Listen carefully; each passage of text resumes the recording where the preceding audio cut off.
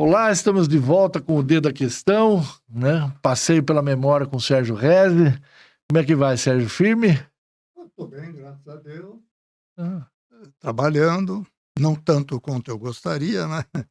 Mas, enfim, a gente de vez em quando precisa dar uma respirada, né? respirada. É isso aí. Fazer umas férias aí, mas está tudo bem. Maravilha, é isso que é importante. Sérgio, a gente está no começo de agosto, né? E no finalzinho de julho, a gente teve a efeméride aí da primeira vez que o homem pisou na Lua.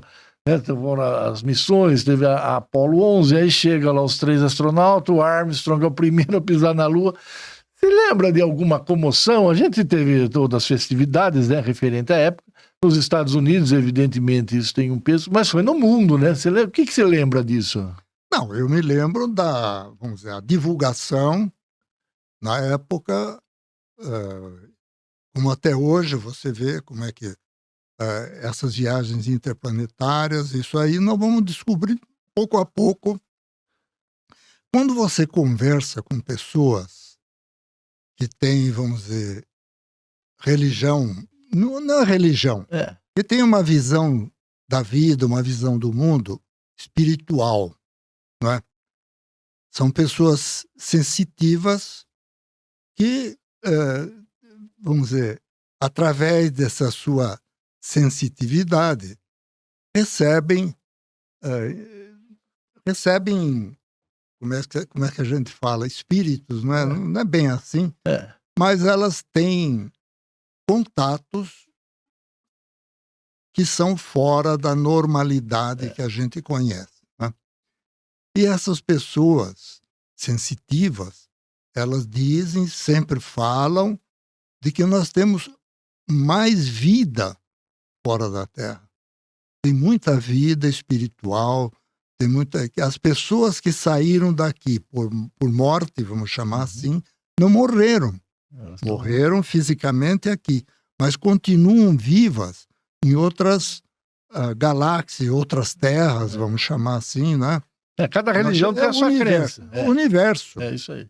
E são coisas bonitas. A gente, eu frequento algumas reuniões onde as pessoas conversam e debatemos, fazemos orações, tudo. E, enfim, é uma visão de vida muito boa, muito importante, e só se pensa no bem, né? No bem. Por aí. Agora, mas teve alguma comoção? Você lembra que em Sorocaba, a imprensa, a televisão... Qual era a comoção? Nossa, puxa vida, olha aí, olha aqui. Tá, a gente, né? E a gente imagina, na época, né, imaginou, olha como é que vai ser agora, como é que... O que a gente vê depois desse coisa, não houve uma grande mudança em tudo. Você não viu mais chegar, olha, vamos fazer uma viagem. Outro dia fizeram uma viagem aí... submarino. Submarino, você viu o que deu, né? Então, o ser humano tem que, dizer, não se aventurar tanto assim.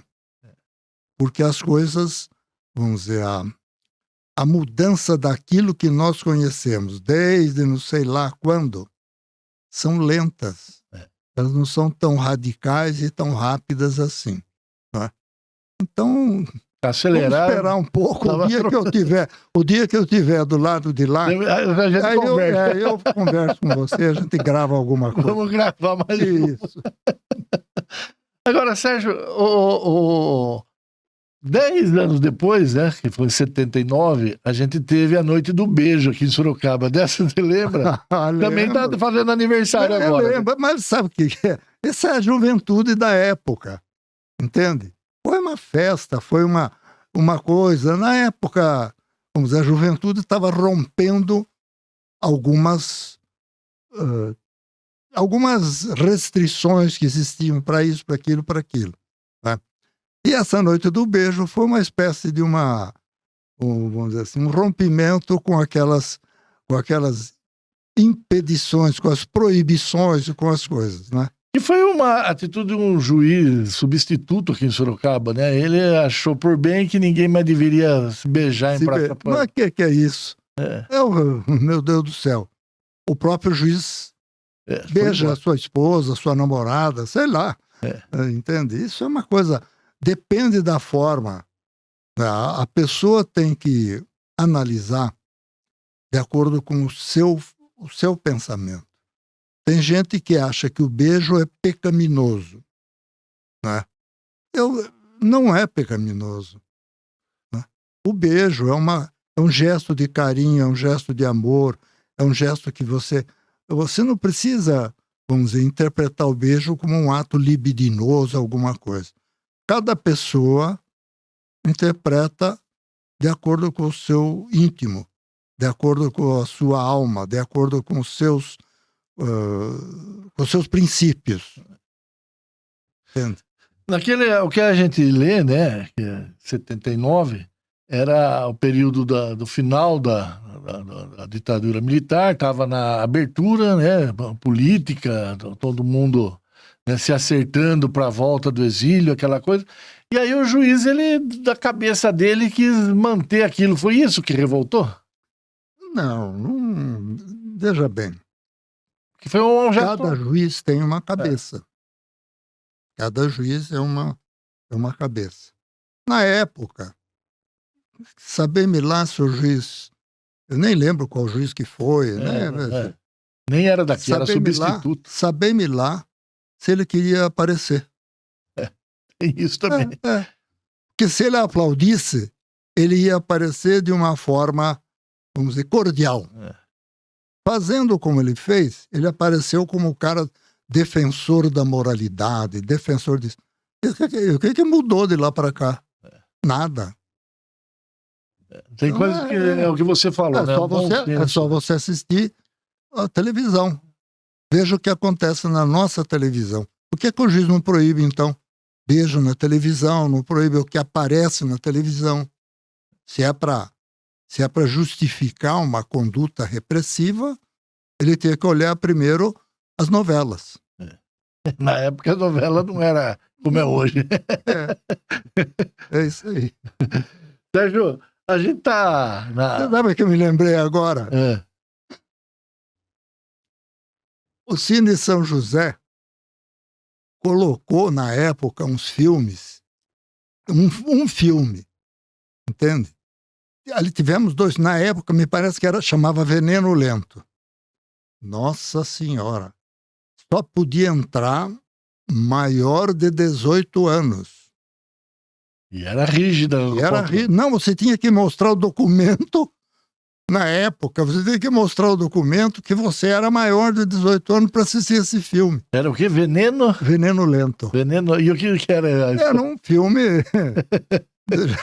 Hoje a gente pode falar sorrindo, mas na época, filme de sacanagem. O que era filme de sacanagem? Era um filme que apareciam cenas, né, que julgava-se que não podiam vir a público. E lotava o cinema, né? Lotava. Fazia fila. Falou, é hoje, vamos ver lá. Só para você ter noção do que era naquele tempo, você não podia entrar no cinema em Sorocaba se não tivesse de paletó. Olha só. Você já imaginou isso? Você tinha que entrar de paletó. Agora, como é que entravam os jovens que assistiam filme? Tinha filme para jovem também. Aí eles podiam entrar à vontade porque eram filmes para criançada, vamos dizer assim. Né? E os filmes que passavam à noite, você tinha que ir à noite no cinema, eu me lembro que tinha que ir de paletó. Olha só. De dia nem na matinê. Não sei se já falei uma cena. Eu estava em São Paulo e eu queria ir. Eu ia sempre para São Paulo durante o dia. Eu fui assistir uma matinê no Cine Marrocos. Entende? Um filme. E eu estava a camisa esporte. E eu fui lá, o homem falou, não pode. O porteiro do cinema, o porteiro que segurava, emprestou o paletó dele para eu poder entrar e assistir. Olha só. Olha como é que era a vida naqueles tempos. Imagina hoje isso.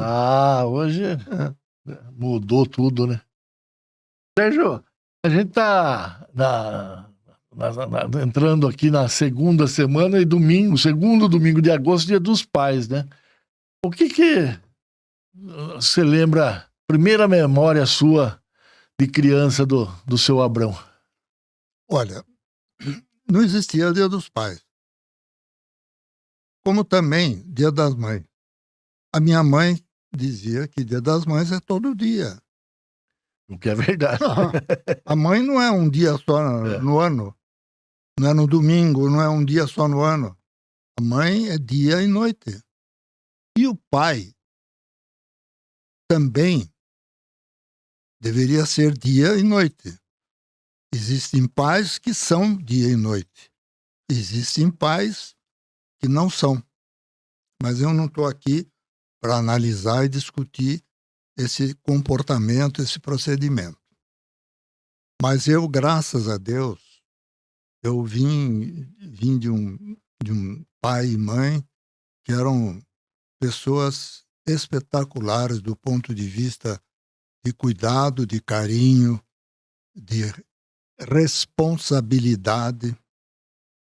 Naquele tempo, meu pai e minha mãe, eles cobravam dos filhos comportamento em casa, comportamento fora de casa, comportamento na escola, entende? Você não podia fazer aquilo que se entendesse, bem entendesse. Se bem que a época, toda aquela época, né, esse meu período de infância, juventude, né, era toda a sociedade, ela era muito mais, vamos dizer, restritiva, né? Ela controlava. Hoje você está mais ou menos livre, né? Você vê como é que são as coisas, são diferentes. Naquele tempo, respeito entre a família, o respeito com outras pessoas, né? Era uma coisa que as primeiras coisas que os nossos pais ensinavam era respeitar os outros, entende? Isso era uma coisa muito importante que mudou bastante. Eu não estou aqui para a gente está aqui para analisar e comentar isso aí, porque não sou nenhum sociólogo, educador, nada, né? Mas que houve uma mudança enorme e as pessoas hoje estão bem mais soltas do que eram no nosso tempo. E do seu Abrão, né? Não tinha comemoração, não tinha nada, mas qual que é a primeira lembrança que você tem dele? Minha lembrança do meu pai era que primeiro que ele era um homem bom, cordial, responsável, né? Carinhoso com a família, com os filhos, né? E ensinou, ele passou para os filhos, passou para a família, de uma forma geral, o comportamento dele na vida Ele sempre foi um empreendedor, né, Sérgio? Foi da natureza dele. Papai veio do Líbano. Ele chegou no Brasil. Qual idade dele? Com 20 anos. 20 anos. Os pais, né, a família dele veio um ano antes. E papai continuou no Líbano mais um ano. E depois ele veio e a família morou em Santos no começo, né, da coisa. E depois vieram para Campinas, e de Amparo, Campinas, e depois vieram para Sorocaba. Então, o meu pai começou a vida empresarial dele em Piracicaba, né? Ele e o irmão dele, o Jorge, aprenderam o ofício de sapato, de lidar com sapato, e montaram uma fábrica de calçados. E de Piracicaba vieram para Sorocaba. Isso na década de 20, por aí. Ali em Piracicaba era uma região, ainda hoje né? Piracicaba é a região agrícola, né? A região da cultura da cana, do açúcar, essa coisa toda, né? E papai, eu me lembro que ele contava que o pessoal que trabalhava na lavoura usava aquele famoso enxuga-poça. Aquele de corda embaixo, né? Da alpargatas. Alpargatas, era corda. Enxuga-poça. Era de pano. Pano em cima e corda embaixo. E eles introduziram a fabricação de calçados. Eu me lembro que papai usava o calçado de couro, mas a sola era de resto de pneus. Olha só.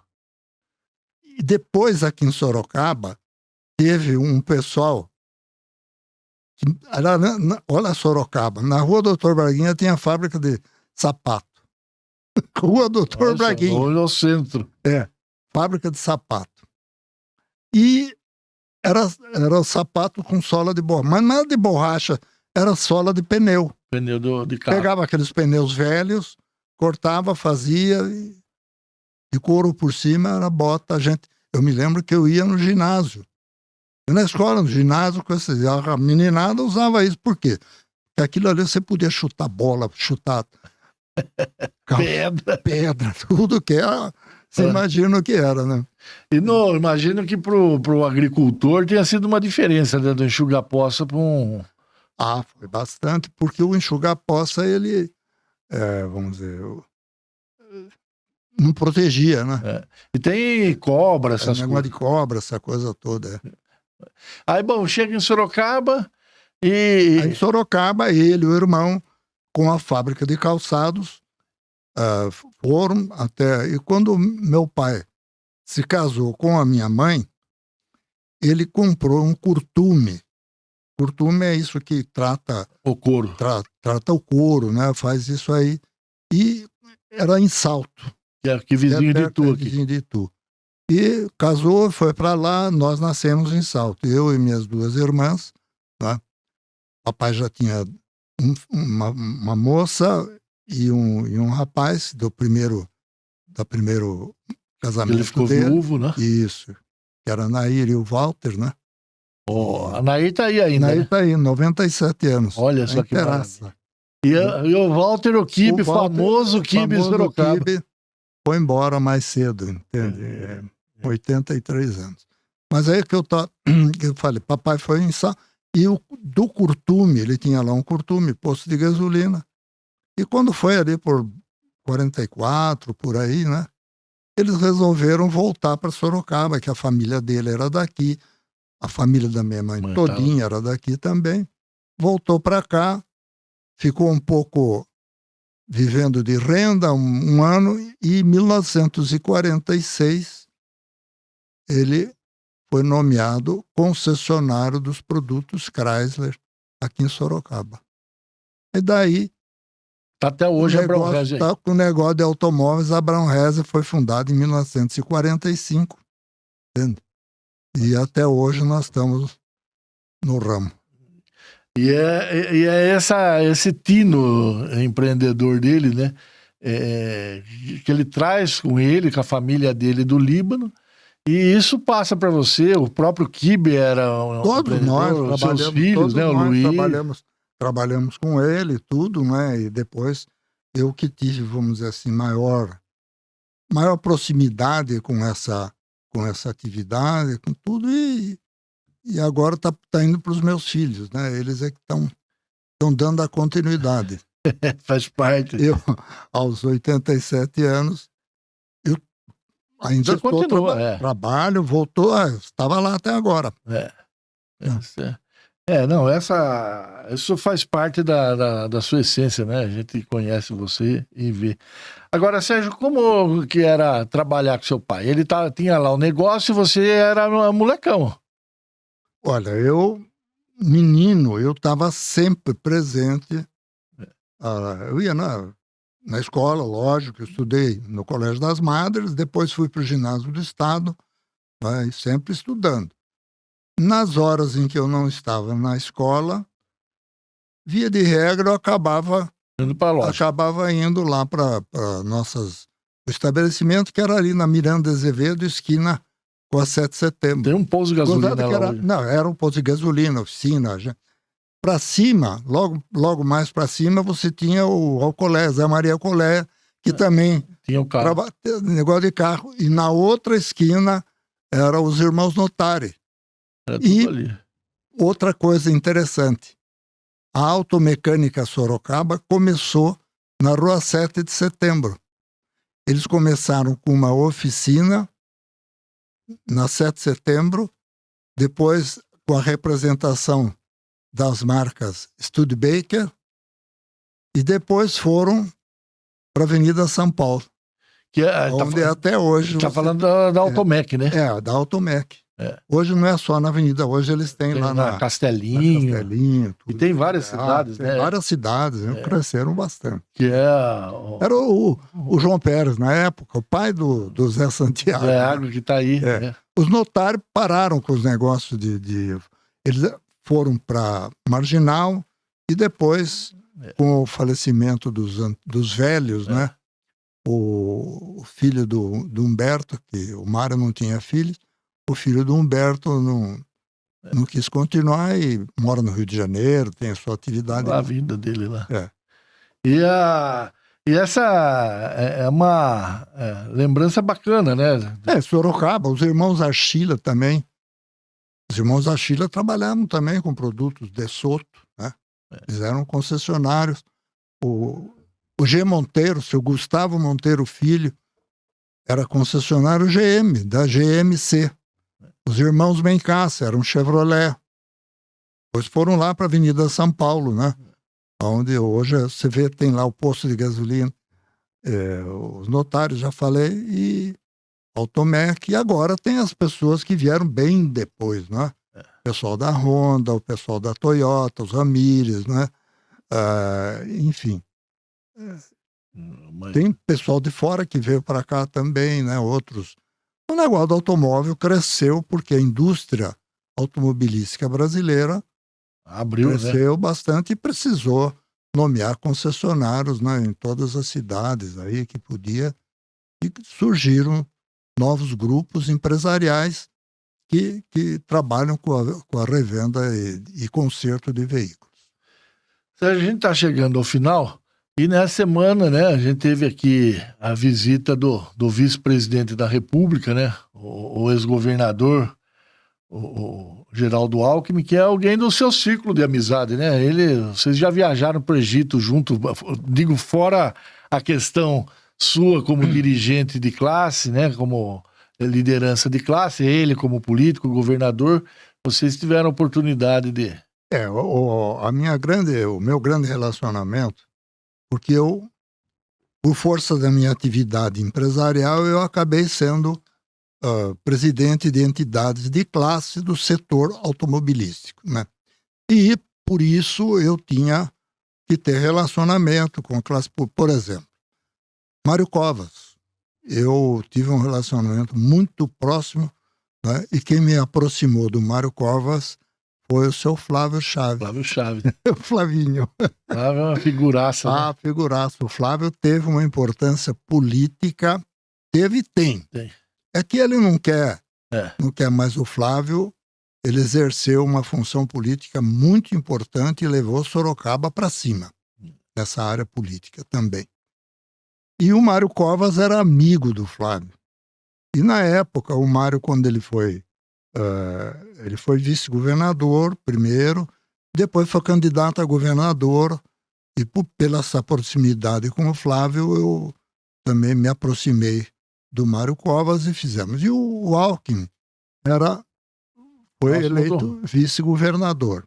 Então, por força dessas coisas, eu tive um relacionamento com o Geraldo Alckmin, e quando ele foi eleito governador, eu ainda participava da atividade empresarial associativa, né? A gente teve até, enfim, foi uma pessoa importante para São Paulo, tudo. Mas eu não tive só, entende?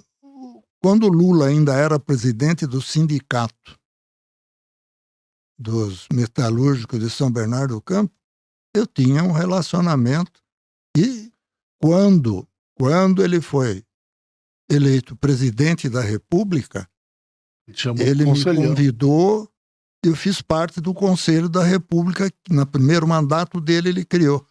E eu fiz parte desse conselho no governo dele e um pedaço do governo da Dilma. Você sabe que a presença do Alckmin em Sorocaba, né? Claro que estava lá o Panunzio, né, que deixou o PSDB, está no partido dele, que é o PSB. O deputado Lipe estava lá, a deputada Maria Lúcia. Mas é engraçado, né? Ele passou uma vida no PSDB, que é um partido mais de centro, né? Sempre de azul e amarelo, vê ele no meio do PT, né? Ele é vice-presidente da República, e com o presidente dos sindicatos metalúrgicos, né? O Leandro, com outros, a Yara Bernardi, que é vereadora, o França, enfim, outras lideranças do partido. É diferente se olhar a pessoa, né? Olha, eu não entro nesse... A vida política é isso. Eu sou amigo da Yara. Sim. Eu sou amigo de uma porção de pessoas do PT. Entende? O Aloysio Mercadante, o Aloysio Mercadante, esse que também que é ministro hoje do trabalho. Não, do trabalho, Luiz Marinho. É outra história. Luiz Marinho. Luiz Marinho, eu tinha um contato permanente com eles, por causa do setor automobilístico. A gente estava sempre discutindo, debatendo. Quando teve a Câmara do Setor Automobilístico para reduzir preço de automóvel, para isso, eles participaram. E eu participei, eu era o presidente da FenaBrave e participava. Então eu tive um relacionamento, quer dizer, eu não tenho, vamos dizer, a política para mim, ela não é política partidária. A política para mim é uma instituição do Estado, da vida do Estado, onde cada pessoa participa de acordo com as suas, vamos dizer, vontades, né? Com as suas vontades. Faz parte da boa política, né? De construir. Eu nunca fiz parte de nenhum partido político, de nenhuma corrente política. E me dava com todos os que, vamos dizer, estavam à frente do seu trabalho, né? Como eu já mencionei, né, a própria presidente Dilma Rousseff, também eu tive um relacionamento muito próximo, entende? Enfim, mas isso não tem nada a ver com participação de trabalho político, né? E eu acho que é importante que a gente, como cidadão, saiba reconhecer quem trabalha bem e quem não trabalha bem, independentemente de ser uma corrente política ou outra corrente política. Portanto, o que importa é o resultado do trabalho deles nessa área. Tem que respeitar a lei, né, Sérgio? Tem que respeitar. Porque eu não posso... não é da minha vontade, o partido é outro, vamos trabalhar contra, vamos matar, vamos fazer... Não. Como se diz? A responsabilidade do cidadão é olhar para que a política, no sentido de gestão do Estado, gestão das prefeituras do Estado, do governo federal, seja em benefício do povo como um todo. O povo não é de um partido, não é de outro. O povo é o país, né? Tá certo. Sérgio, eu queria agradecer mais esse passeio pela sua memória. É um documento importante esse que a gente está fazendo, né? E raro, né? Que a gente possa lembrar esses fatos, essas efemérides marcantes da nossa história e com quem esteve presente ali, lembrando tudo isso. Como eu estava falando, eu falei para você, um grupo de amigos meus, né, de São Paulo, eu tenho um grupo de amigos que a gente se reúne e o Alckmin faz parte desse grupo também, né? É por isso o grupo fez uma viagem para o Egito e eu e minha esposa fomos e o Geraldo Alckmin e a Dona Lu também tiveram, junto com o grupo, estiveram todos lá e a gente, então vamos dizer, ele é uma pessoa bastante responsável, respeitável e cordial. É isso aí. Sérgio, obrigado, boa semana. Nós todos, tá? Se Deus quiser. Tchau, até a próxima.